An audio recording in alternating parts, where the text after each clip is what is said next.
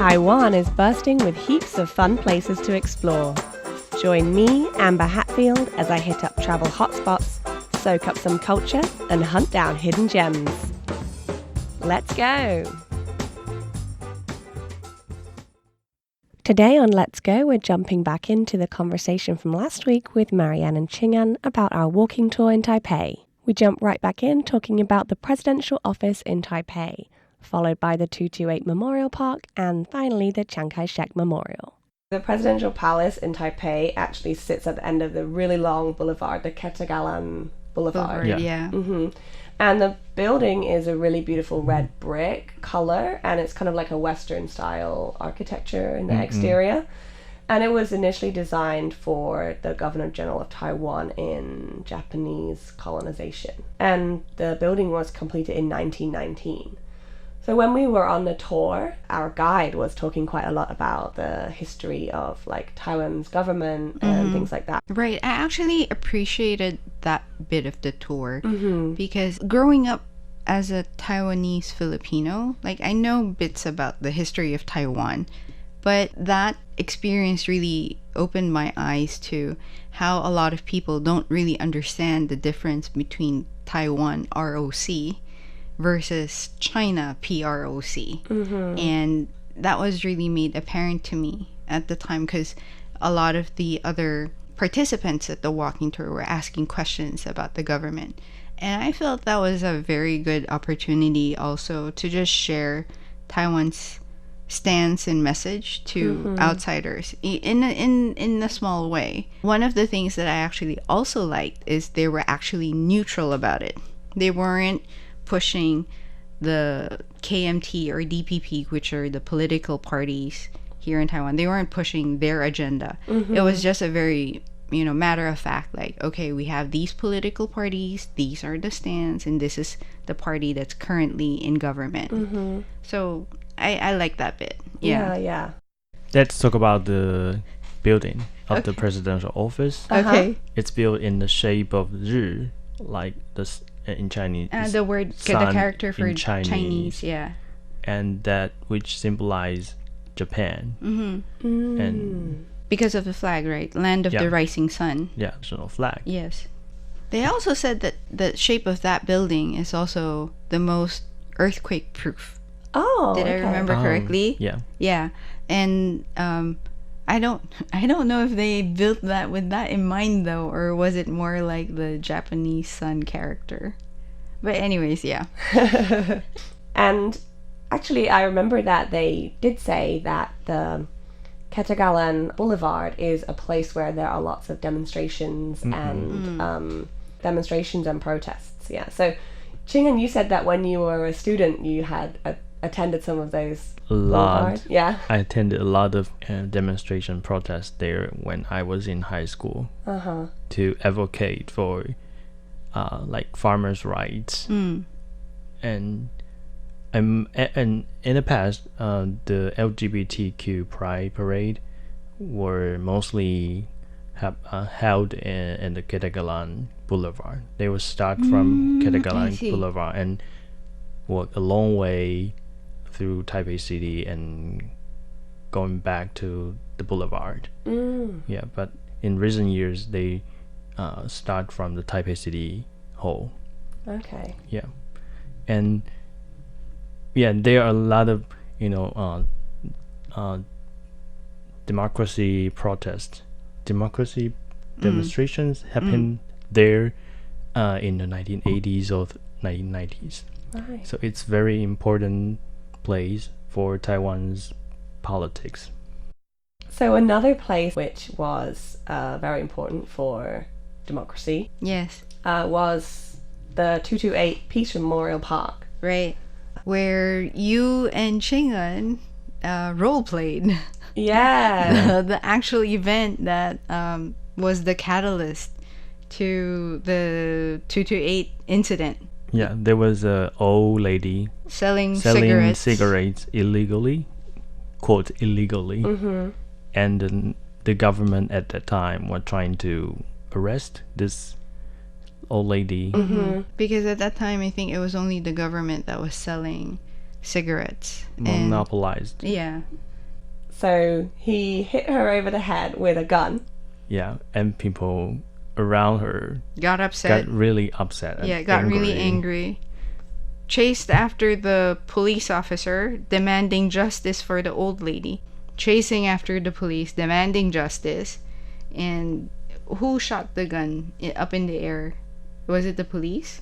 I think it's the police shot the gun in the air and maybe accidentally Killed somebody else. That was like the last straw, I believe, as to what happened after. What I do know about what triggered that was the transfer of power from the Japanese government to the KMT. Mm-hmm. Because at the time, a lot of people were unhappy because they were on rations. During that time, if I'm not mistaken, the Japanese were rationing basic necessities. So people were hungry. And yet, a lot of the resources were given to the Japanese government. When the Japanese government had to turn over the administration to the KMT just recently came into power. So a lot of structures were not in place. And so people were went even more hungry. Mm-hmm. And there were, because of the many restrictions that the KMT put in place, a lot of people were going through a lot of hardship. Mm-hmm. And like that's why that old lady was selling cigarettes. Like it's a means of making money, Right. because everything else, was monopolized. Mm-hmm. And I think that incident was like a catalyst to people just getting really upset with everything. Mm-hmm. And that was like the last straw, Right. Yeah. escalating the whole situation. Mm. Yeah. Before it was turned into this memorial park, it used to be the new park. Maybe the tour guide mentioned this before. No, I don't remember. So the new 新公园 new park used to be a cruising ground for gay people. Okay. At that time when there was the social environment was very unfriendly, so that became a place where they gather in the midnight to meet new friends, and there are a lot of socializations there. Mm-hmm. And it became a background for Bai Xianyong, which is a writer, Bai Xianyong's novel called Crystal Boy. Mm-hmm. And it's still very important in Taiwan's literary history. Okay. So then after that, they changed the park into the 228 Memorial Park. So it wasn't the 228 Memorial Park before. Yeah, and Okay. there's some criticism from like LGBT groups saying that the Taipei city mayor Chen Shui-bian at that time was trying to sanitize the landscape. I see. Okay. Yeah, Right. Interesting. Yeah, I didn't know that. so it's also a memory being covered.